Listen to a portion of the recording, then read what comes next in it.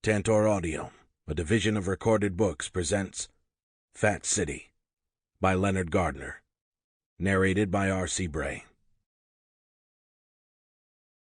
Introduction.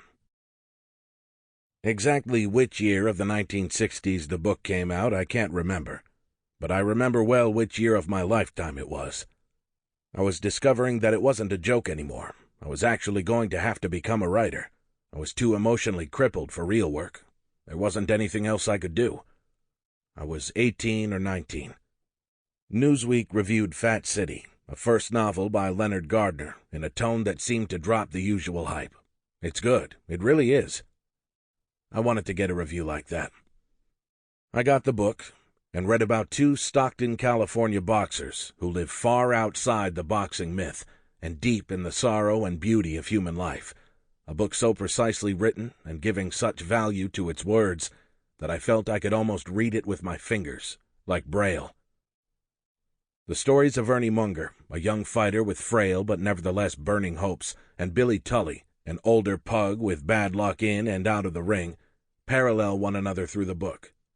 Though the two men hardly meet, the tale blends the perspective on them until they seem to chart a single life of missteps and baffled love, Ernie in its youth, and Tully its future. I wanted to write a book like that. My neighbor across the road, also a young literary hopeful, felt the same. We talked about every paragraph of Fat City one by one and over, the way couples sometimes reminisce about each moment of their falling in love. And, like most youngsters in the throes, I assumed I was among the very humans who'd ever felt this way. In the next few years, studying at the writer's workshop in Iowa City, I was astonished every time I met a young writer who could quote ecstatically line after line of dialogue from the down-and-out souls of Fat City, the men and women seeking love, a bit of comfort, even glory, but never forgiveness, in the heat and dust of Central California. Admirers were everywhere. My friend across the road saw Gardner in a drugstore in California once, recognized him from his jacket photo. He was looking at a boxing magazine. "Are you Leonard Gardner?" my friend asked. "You must be a writer," Gardner said, and went back to the magazine. I made him tell the story 1,000 times.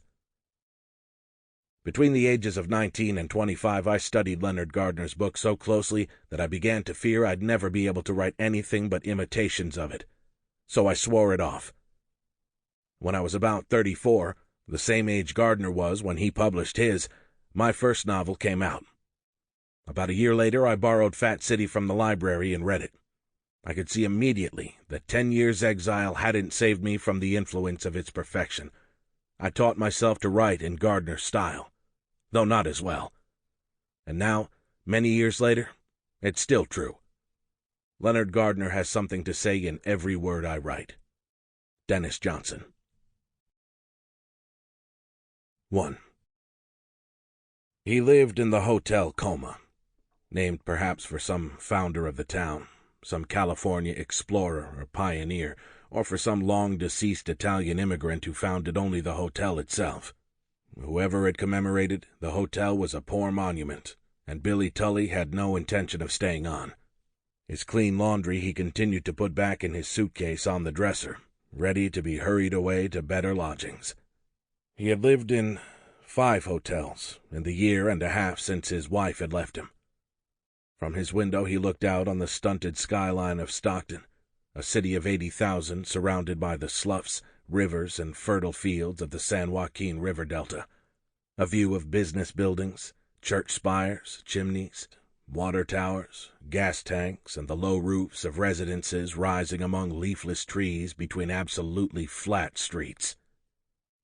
Along the sidewalk under his window, men passed between bars and liquor stores, cafes, second-hand stores, and walk-up hotels. Pigeons, the color of the street, pecked in the gutters, flew between buildings, marched along ledges, and cooed on Tully's sill. His room was high and narrow. Smudges from oily heads darkened the wallpaper between the metal rods of his bed. His shade was tattered, his light bulb dim, and his neighbors all seemed to have lung trouble. Billy Tully was a fry cook in a Main Street lunchroom. His face, a youthful pink. Sample complete. Ready to continue?